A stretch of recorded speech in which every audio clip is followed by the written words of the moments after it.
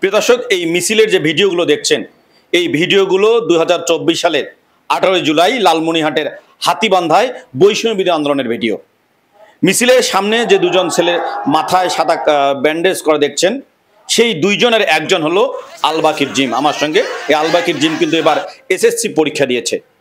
হাতীবান্ধায় 18 জুলাই বৈষম্য বিরোধী আন্দোলনে যে কয়েকজন আহত হয়েছে, তাদের মধ্যে আহত একজনের নাম এই আলবাকির জিম, যার বাড়ি হাতীবান্ধা উপজেলার গোতামারি ইউনিয়নের দক্ষিণ গোতামারি এলাকায়। তার বাবার নাম শফিকুল ইসলাম। আপনাদের যদি বলি, 18 জুলাই ছাত্রলীগ যখন প্রথম মেডিকেল মোড়ে হামলা করে, সেই হামলায় কিন্তু আহত হয় এই জিম। তারপরে লোকজন তাকে মেডিকেলে নিয়ে আসে, সেখান থেকে চিকিৎসা নিয়েই জিম বাড়ি জানিয়ে আবারও মিছিলে যোগদান করে। হাতীবান্ধা আওয়ামী লীগ অফিস যে ভাঙচুর করে যে মিছিলটি যায়, সেই মিছিলও সামনে থেকে নেতৃত্ব দিয়েছে এই জিম। অথচ বৈষম্যবিরোধী ছাত্র আন্দোলনের স্বীকৃতি দিতে যে জুলাই যোদ্ধার তালিকা প্রকাশ করা হয়েছে, সেই জুলাই যোদ্ধার তালিকায় জিমের নাম নেই। আমরা একটু জিমের সঙ্গে সেদিনের ঘটনা জানার চেষ্টা করবো। আচ্ছা, সেদিন কিভাবে তোমার উপর হামলা হলো?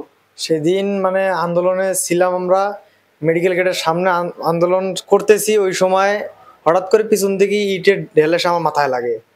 তারপরে তো আমি অজ্ঞান হয়ে যাই, আমাকে নিয়ে মেডিকেল নিয়ে যে সেলাই টেলাই করে তারপর আবার আমি আন্দোলনে যোগ দিই। আবারও তুমি এই যে মেডিকেল মোড় উপজেলা থেকে যে ঘুরে গেলা মিছিলে, এবং সেখানেও দেখলাম সামনে অসুস্থ অবস্থায় তুমি মিছিলে কিভাবে গেলা?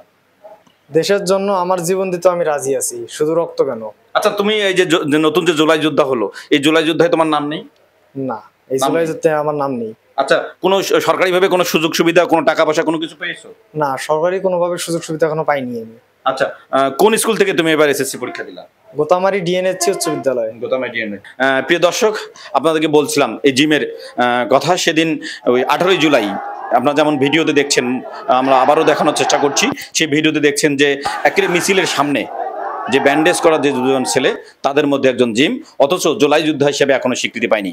আমার এই ভিডিওর মাধ্যমে হাতীবান্ধা উপজেলা নির্বাহী কর্মকর্তা, জেলা প্রশাসক এবং জুলাই স্মৃতি ফাউন্ডেশনের নেতৃবৃন্দের শুভ দৃষ্টি কামনা করছি। হুজ্জামান সাজু, এল নিউজ অনলাইন, লালমনিরহাট।